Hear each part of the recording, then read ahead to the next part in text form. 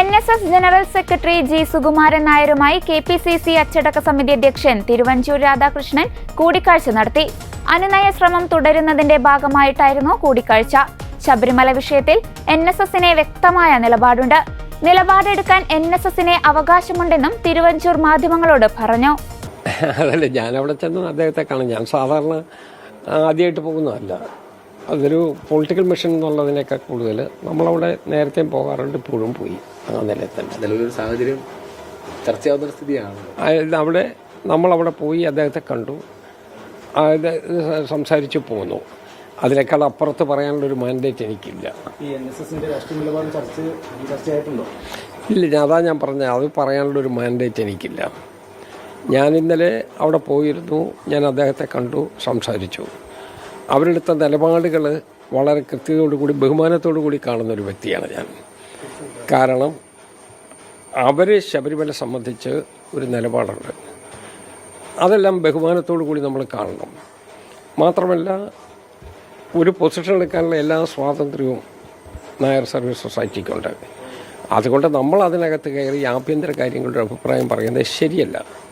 അത് കൃത്യതയോടുകൂടി മുന്നോട്ട് പോകാനുള്ള പരിപക്വമായ ഒരു ലീഡർഷിപ്പ് നായർ സർവീസ് സൊസൈറ്റിക്കുണ്ട്. അതവർ ആ നിലയിൽ ചെയ്യുകയും ചെയ്യും. അങ്ങനല്ലല്ലോ, എല്ലാ കാര്യങ്ങളും പറയാൻ പറ്റുമല്ലോ. എല്ലാ കാര്യങ്ങളും നമ്മൾ പോയി കണ്ടു, ഒരു ആശയവിനിമയം നടത്തി, അതെല്ലാം ആളുകൾക്ക് അറിയാവുന്നതുമാണ്. അദ്ദേഹത്തോട് നമുക്ക് സംസാരിക്കാനുള്ള കാര്യങ്ങൾ നമ്മൾ സംസാരിക്കുകയും ചെയ്തിട്ടുണ്ട്. പക്ഷേ അതിനേക്കാൾ അപ്പുറത്തേക്ക് പറയാനുള്ളൊരു മാൻഡേറ്റ് എനിക്കില്ല. ആശയവിനിമയം നടത്തി, കറക്റ്റായിട്ട് നടത്തി.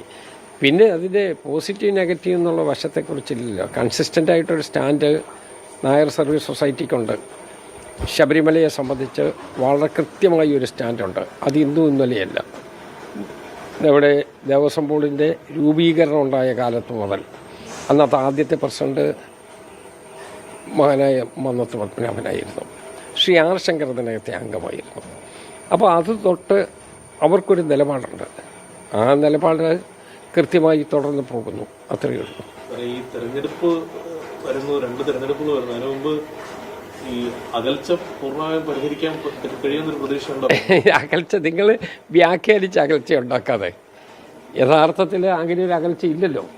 വ്യാഖ്യാനിച്ച് എന്തിനാണ് അകൽച്ച ഉണ്ടാക്കുന്നത്? അതിൻ്റെ ഒരു കാര്യമില്ലല്ലോ.